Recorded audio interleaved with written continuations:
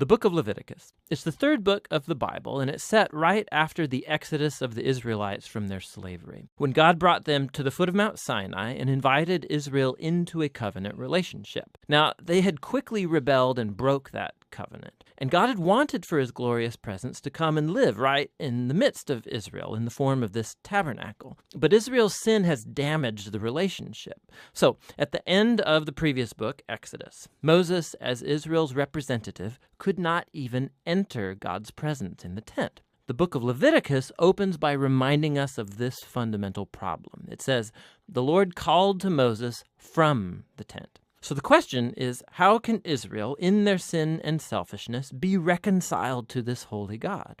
That's what this book is all about, how God is graciously providing a way for sinful, corrupt people to live in his holy presence. Now, let's pause for a second and explore this really important idea that God is holy. It's fundamental to understanding this book. The word holy means simply to be set apart or unique. And in the Bible, God is set apart from all other things because of his unique role as the creator of all, as the author of life itself. And so if God is holy, then the space around God is also holy. It's full of his goodness and his life and purity and justice. So if Israel, who is unjust and sinful, wants to live in God's holy presence, they too need to become holy. Their sin has to be dealt with. Thus, the book of Leviticus. Now, the book has a really amazing symmetrical design. It explores the three main ways that God helps Israel to live in his presence. The outer sections are descriptions of the rituals Israel was to practice in God's holy presence. The next inner sections focus on the role of Israel's priests as mediators between God and Israel. And inside of that are two matching sections that focus on Israel's purity. And then right here at the center of the book, there's a key ritual, the Day of Atonement, that brings the whole book together. The book concludes with a short section where Moses calls on Israel to be faithful to this covenant. Let's dive into the book. The first section explores the 5 main types of ritual sacrifices that Israel was to perform. 2 of these were ways that an Israelite could say thank you to God by offering back to God these symbolic tokens of what God has first given them. 3 other sacrifices were different ways of saying sorry to God. So here an Israelite would offer up the lifeblood of an animal while confessing that their sin has created more evil and death in God's good world. But instead of destroying this person, God, of course, wants to forgive them. And so this animal symbolically dies in their place and atones, which means it covers for their sin. And so through these rituals, the Israelites were constantly being reminded of God's grace, but also of his justice and of the seriousness of their evil and its consequences. The second set of rituals lays out the 7 annual feasts of Israel.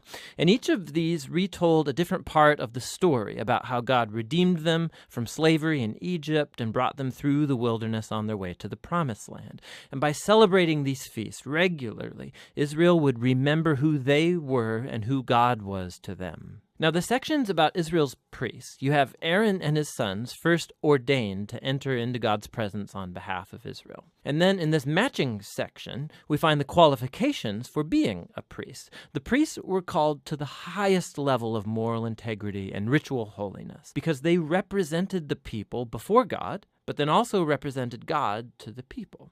Now, we find out why the priest's holiness matters so much back here in this first section. Right after the family of Aaron was ordained, 2 of his sons waltz right into God's presence and flagrantly violate the rules. And so they are consumed by God's holiness on the spot.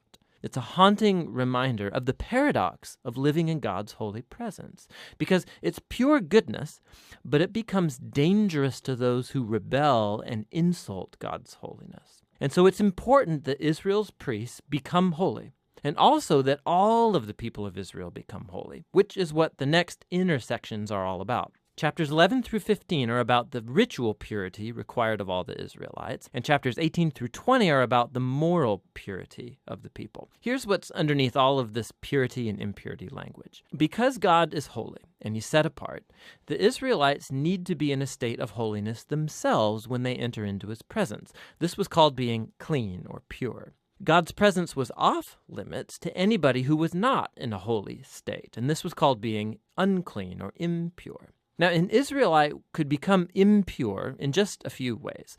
by contact with reproductive body fluids, by having a skin disease, by touching mold or fungus, or by touching a dead body. Now, for the Israelites, all of these were associated with mortality, with the loss of life, which gets us to the core symbol of all these ideas. You become impure when you're contaminated by touching death, so to speak. And death is the opposite of God's holiness, because God's essence is life. Now, this is really key. Simply being impure was not sinful or wrong. Touching these kinds of things was a normal part of everyday life. And impurity was a temporary state. It just lasted a week or two, and then it's over. What was wrong or sinful was to waltz into God's presence carrying these symbols of death and impurity on my body. Don't do that. Now, the last way of becoming impure was by eating certain animals, and the kosher food laws are found right here in this section. Now, there have been lots of theories about why certain animals were considered impure and off limits. To promote hygiene or to avoid cultural taboos, the text just isn't explicit. But the basic point of all of these chapters is really clear. Altogether, these work as an elaborate set of cultural symbols that reminds Israel that God's holiness was to affect all areas of their lives. This corresponding section over here is about Israel's moral purity. The Israelites were called to live differently than the Canaanites. They were to care for the poor instead of overlooking them. They were to have a high level of sexual integrity, and they were to promote justice throughout their entire land. Now, here at the center of the book, we find a long description of one of Israel's annual feasts, the Day of Atonement. Odds are that not every Israelite's sin and rebellion would be covered through the individual sacrifices. And so once a year, the high priest would take 2 goats. One of these would become a purification offering and atone for the sins of the people. And the other was called the scapegoat. The priest would confess the sins of Israel and symbolically place them on this goat, and then it would be cast out into the wilderness. Again, this is a very powerful image of God's desire to remove sin and its consequences from his people, so that God can live with them in peace. The book concludes with Moses calling Israel to be faithful to all of the terms of the covenant. And he describes the blessings of peace and abundance that will result if Israel obeys all of these laws. He also warns them that if they're unfaithful and dishonor God's holiness, it will result in disaster and ultimately exile from the land promised to Abraham. Now, if you want to see how Leviticus fits into the big storyline, it's helpful to look at the first sentence of the next book of the Bible, Numbers. It begins, "The Lord spoke to Moses in the tent." So we can see that Moses is now able to enter God's presence on behalf of Israel. The book of Leviticus, it worked. So despite Israel's failure, God has provided a way for their sin to be covered so that God can live with sinful people in peace. And that's what the book of Leviticus is all about.